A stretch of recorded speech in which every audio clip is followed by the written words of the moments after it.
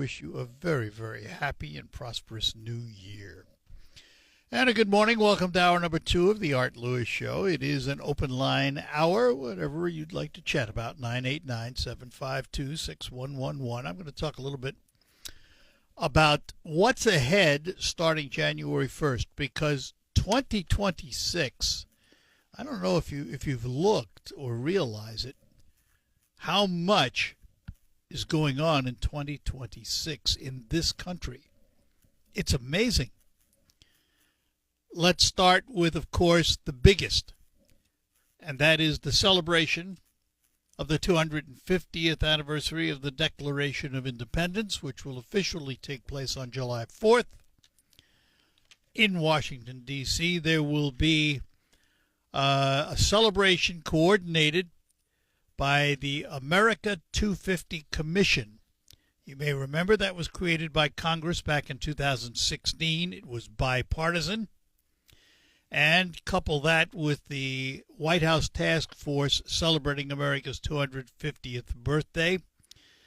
Many events are scheduled, including a statewide what's called America's Field Trip Student Contests, oral history initiatives, volunteer service campaigns, traveling tech expos under the American Innovates label, and communal celebrations known as America Waves. And in Washington, the National Mall is going to host a major event on July 4th.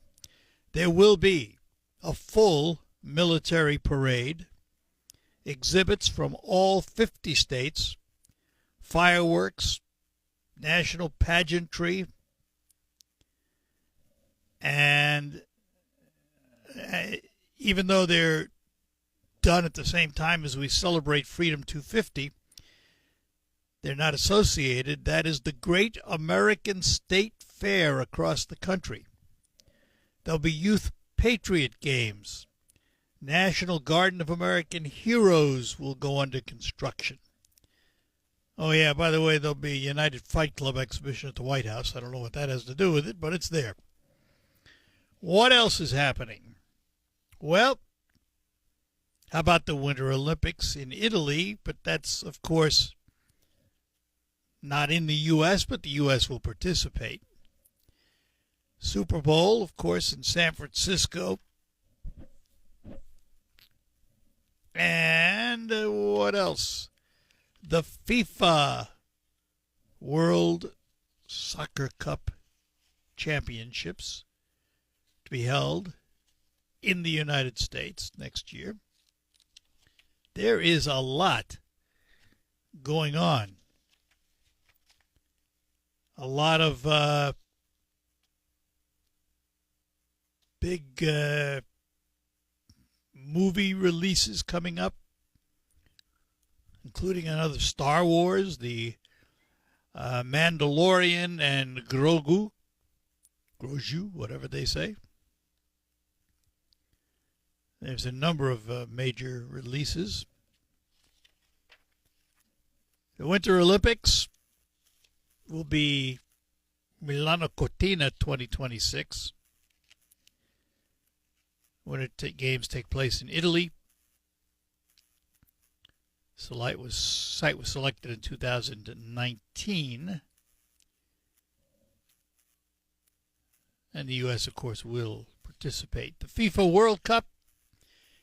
The U.S. will welcome athletes from around the world this year for the 2026 FIFA World Cup. That kicks off on June 11th and runs through July 19th. So it's quite a long period of time. And I imagine you'll be able to watch all those games on television someplace. And for the first time in history, the tournament will be co-hosted by the United States, Canada, and Mexico. Matches held in 16 host cities across the three nations. And then the final game will be at MetLife Stadium in New Jersey. It's a new format of 48 teams, 12 groups of 4, followed by knockout stages that include the top 2 teams from each group. It's an elimination process. And It introduces new traditions like a halftime show at the final and themed mascots. All of that takes place June and July. And then who can forget politics, because we live under it all the time. Midterm elections will be one of the hottest events in 2026. Tuesday, November 3rd, will determine the control of Congress, because as is always the case, all 435 seats in the House are up for grabs. In the Senate, it's usually about a third. It's about 35, I think, this year, including 2 special elections in Florida and Ohio. So we will keep an eye on that. Major criminal trials coming up. The names Mangione, Kirk, Reiner. Luigi Mangione, 26-year-old accused of shooting United Healthcare CEO Brian Thompson to death on December 4th. Tyler Robinson, the man accused of killing Charlie Kirk. His trial is expected to occur in 2026. And court proceedings are moving ahead in the case of the death of Rob Weiner and his wife. His son is being held behind bars without bail. Lots of award shows, of course. There always are lots of award shows. I don't know how many of them have you ever watched or paid attention to. 83rd Annual Golden Globe is January 11th. February 1st is the 68th Grammy Awards. Saturday, February 7th is the 78th Annual Directors Guild of America Awards. February 28th, the 37th Annual Producers Guild of America Awards. Never heard any of those. February 22nd is the BAFTA Film Awards. March 1st, the 32nd Annual Screen Actors Guild Awards. March 15th, the 98th Academy Awards. That's the biggie. June 7th is the 79th Annual Tony Awards. Those are the Broadway Awards. And September 14th, the 78th Annual Primetime Emmy Awards. So it's going to be a busy year. No lack of things to look at, to watch, to participate in. I am probably most excited, I think, about the 250th of the United States. Anyone with a sense of history will appreciate that. Something I've always wanted to do. Never have. I've always wanted to read the Declaration of Independence out loud.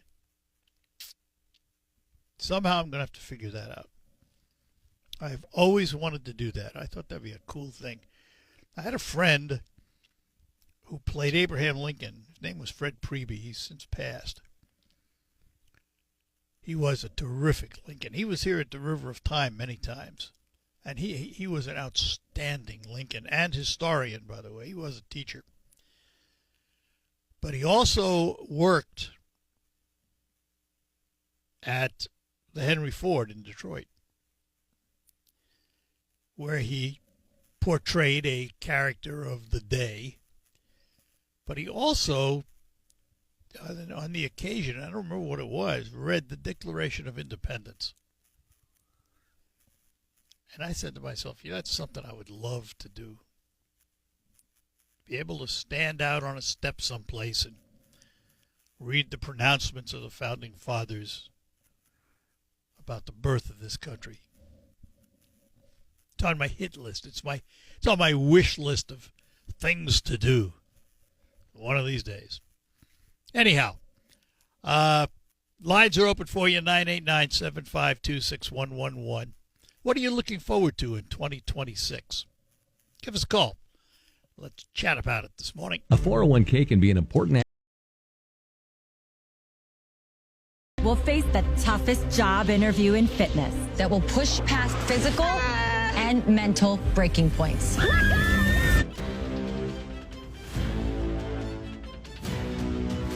All right, we're back here on the Art Lewis Show. Lines wide open for you, 989-752-6111.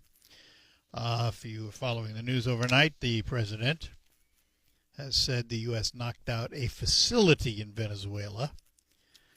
This would be the first strike on a land-based opportunity. It was actually supposedly at a big facility where the ships come from that they load with the drugs. 2 nights ago, according to Trump, on an interview on ABC, well, it was a December 26th interview, so 2 nights ago would have been on December 24th. They knocked out this facility where they say drugs were loaded onto the boats. And it was called an implementation area. But there were no more details. There was a major explosion in the dock area where they load the boats with drugs. We've hit the boats, now we hit the implementation area, according to the president.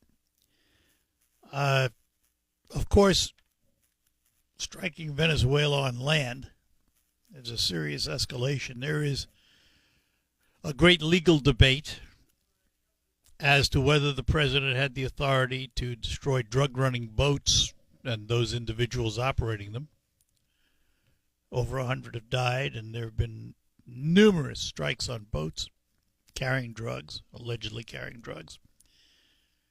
But striking a target on land conceivably escalates the conflict.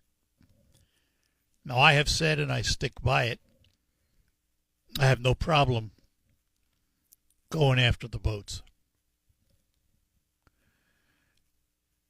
I do not want to see us engage in a conflict where we have to put American soldiers at risk. I do not, and this may be contrary to the way many think, I do not believe it should be, and it never has been, the position of the American government to be in the regime change business. Yeah, we don't like Maduro. No question about it.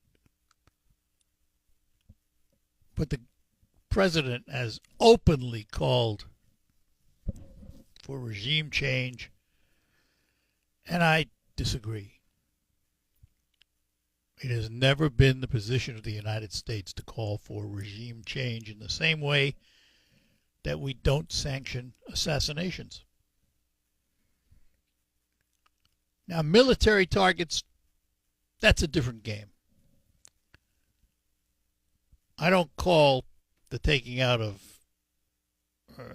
opponents' military leaders, what would you call assassinations? No.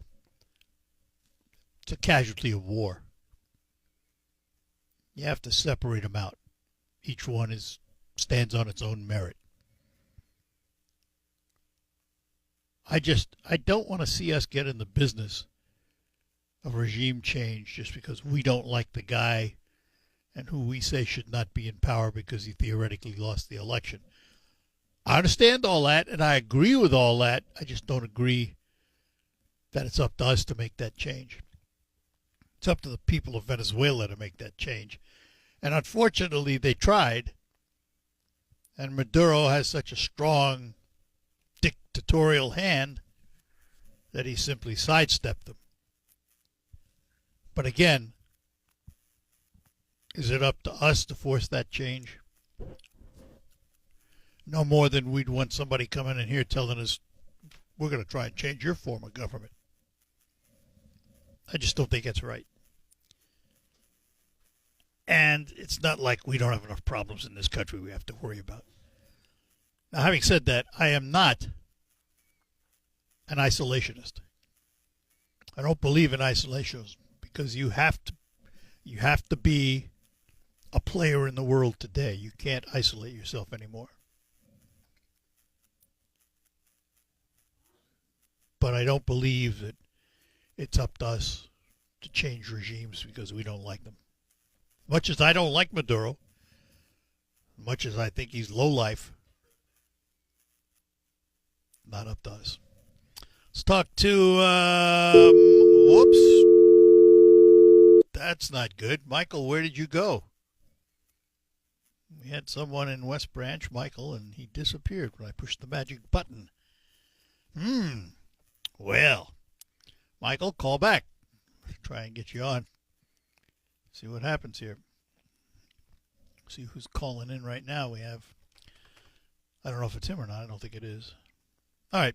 Anyway, our number is 752-6111. That's 989-752-6111. It is. All right, let's try it again. Michael in West Branch, are you there? I'm here, Art. Oh, good. How are you? I'm good. How was your Fine. Christmas? It was very good. Thanks. Hope yours was. Thank you, yes. I know where you stand politically, but I think you give far too much parity to how the Democrat Party and the Republican Party operate. And let me explain that. I would contend that the Democrat Party is so lustful for power, so lustful to seize power and lustful to maintain power that there's no line that they won't cross. And let me explain why I'm saying that. Tulsi Gabbard exposed some confidential information when she took over as the head of the CIA or one of those organizations. Yeah. We did know that the first FISA warrant, the Foreign Intelligence Surveillance Act, secret warrant was obtained on Carter Page. He was a veteran, worked for the CIA. A gentleman by the name of, I wouldn't call him a gentleman, a man by the name of Klein Smith, worked for the FBI. He pleaded guilty to changing an email. Yep. And as a result, they got the first warrant on Carter Page. So that means that they destroyed Carter Page's life. They spied on him. They spied on everybody in the Trump campaign. There's the first one. Let me give another fact here. What Tulsi Gabbard exposed was that on July 28th of 2016, John Brennan, CIA director, goes into the Oval Office.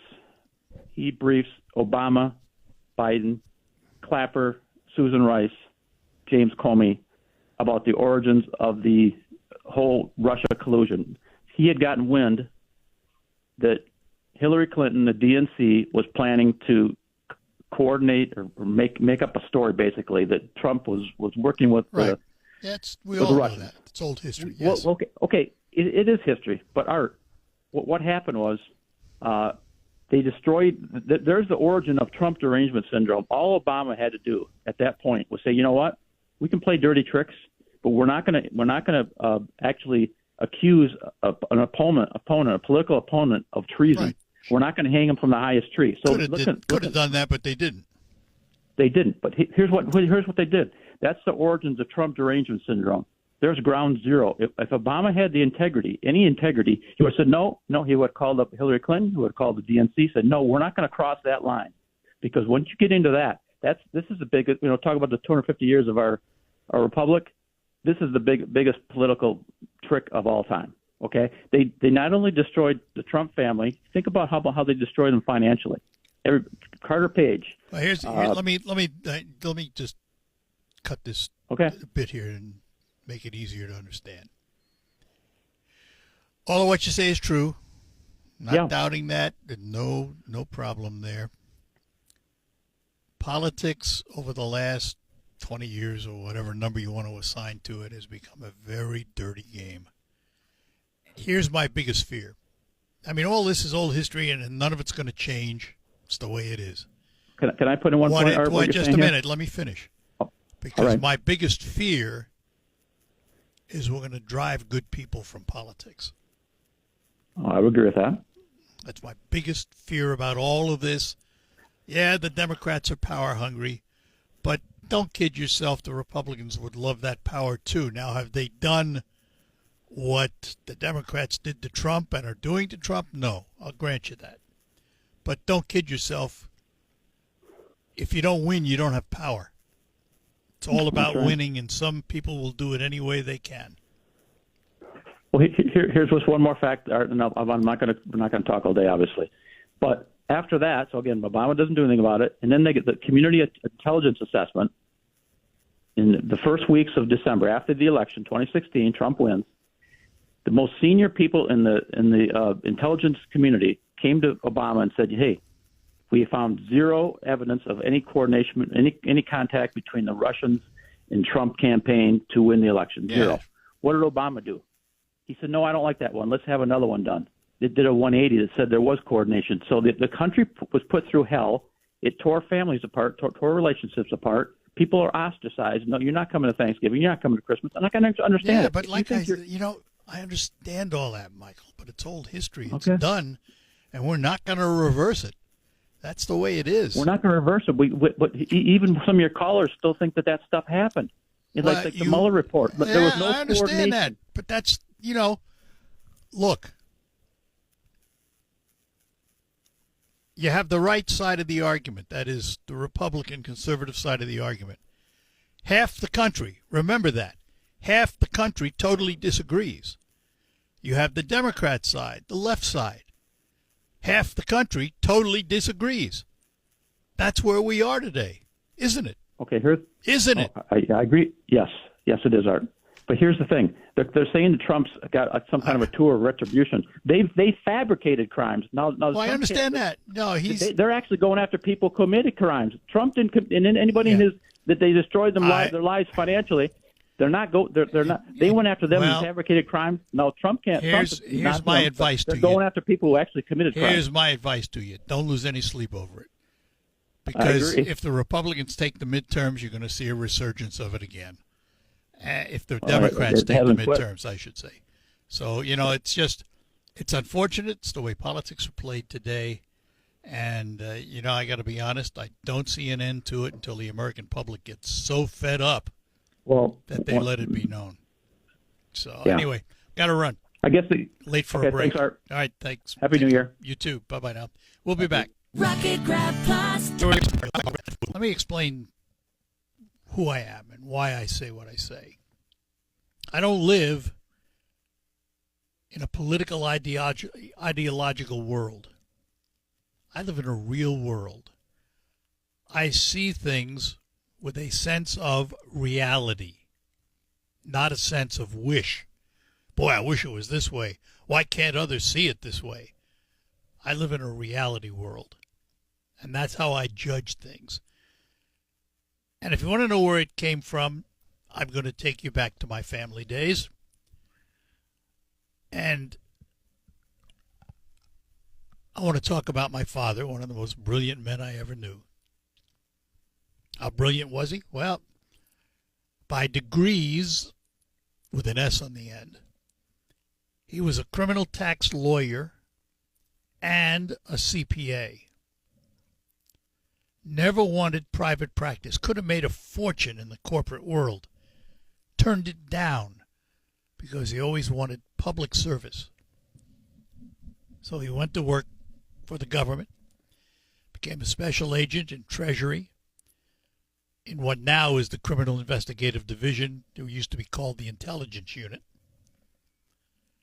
And for most of his career, from the early days on, he was stationed in New York City, which was his hometown and where I was born and raised. And he taught me from a very early age, no one has all the answers. That was a big philosophy of his. And I've lived with that. I don't believe that only I know the way it should work. I have my ideas on how things should work. But am I the only one with right ideas? Of course not. But if you listen to the political pundits who make all the noise today, you would think they're the only ones with all the answers. It's nonsense. It's nonsense. And most of us as Americans don't live on the extremes. We're not far left super progressives or far right super conservatives. Most people live in the middle. They may have some conservative tendencies, maybe when it comes to finances. They may have liberal tendencies when it comes to social issues. Maybe just the reverse. And maybe a mixture of those. That's how I see the country. Now, I'm not sitting here telling you it's got to be my way or the highway. That's the way it is. I'm just telling you how I view it. You're free to view it your own way, any way you want. That's the beauty of this country. And free speech allows us to express our views of things. I just have never thought, nor will I ever think, that only I have the right answers. It's fallacy. All right, we're going to take a break, come back. Dwayne, hang on, we'll get to you. He's in Reese. I'll tell you what, Dwayne, you've been hanging on. Let me get to Dwayne first before we take the break. Dwayne, good morning. Good morning. Go back in history a little bit on the Art Lewis Show. Years ago, you have people you can call Ernie Krieger. Right. If you got problem with your appliances. You used to also have somebody, you'd be on for Saturday or whatever, or whatever day it was, out of Midland. It was called All Age Transmissions or something like that, wasn't it? You're retired. Oh, okay. But I got thinking, I said, man, whatever happened to them? Is that I got interested? Let me explain something to you because I'm glad you brought this up. I just called Ernie the other day to see if he was available to do a show, and he's been ill. He's feeling better. We'll have him back soon. We will do. It's funny you bring that up because I don't make a lot of New Year's resolutions because you never keep them. But one of the things I've written down to do in 2026 is to have some more of those guests come back on. It'll be on a Friday morning, either 9 or 10 o'clock. Right. But we are going to bring some of them back again and do. Some of them are not with us anymore, unfortunately. So we're looking for replacements. But didn't he always transmission? Didn't he have a couple sons in there with him? Yeah, and the business is still there. I don't know what the reason. I mean, it's got to be more than just the fact that you're in the business. You got to be able to communicate properly and get the answers. But we will work diligently to fill those slots. Trust me. I thought the other day, I said, man, just about due for Ernie to get well, I did. I talked to him last week to do that very thing this week, and he was laid up. So we'll have him on after the first of the year. We'll get him back. Oh, yeah. All righty. Dwayne, Happy New Year. Happy New Year to you, too. Thanks. Have a good one. Bye-bye now. We'll be back. Co-sleeping was something that we were very... All right, we're back with you here on WSGW, the Art Lewis Show. Probably have time to get another call in if we get one quickly. Going back to what Dwayne said about some of the shows we used to do in the past, and it reminded me we're in the last 2 days of our celebration year, the 75th anniversary of WSGW, taking to the airwaves. And we've had a great time this year. Charlie Rood, I have to tell you, all the credit to Charlie for this. He did an enormous amount of research to come up with the things that he could find from the history of WSGW radio. Yeoman's duty. And we now have all of that information. Much of it digitized because it's now been put up on the web, if you will. But it was interesting. There were things during the year he would talk about that I forgot about. And I mean, I've been here since 1974. Terry Henney's the only one that's been here longer. He started, I think, in 71, if I'm not mistaken. Of course, when I came to work at WSGW, I was saddled up with Fred Krell. And it's interesting how things work in broadcasting. And it's funny. I go back to what my father told me. I just talked about him before the break. He once told me, son, do your job as well as you can, but remember that everybody is replaceable. And I carried that with me through my life. And I got here in 1974, and I was saddled with Fred Krell, who literally was the voice and face of WSGW radio in every way and regard. And the word was, how are they ever going to replace Fred? Well, in the mid-'80s, Fred decided to retire.